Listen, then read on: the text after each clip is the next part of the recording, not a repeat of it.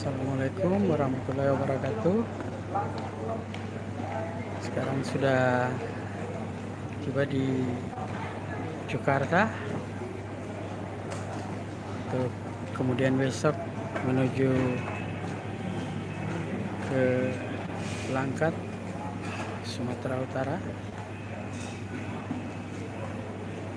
Jakarta Medan, kemudian Medan ke Langkat. Mohon doa ya teman-teman, dilancarkan perjalanannya. Semoga saja 3 bocah yang hilang bisa segera ditemukan.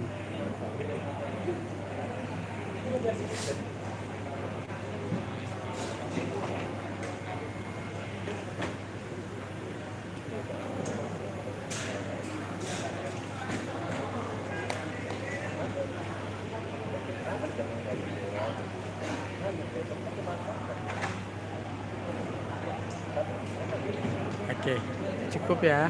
Assalamualaikum warahmatullahi wabarakatuh.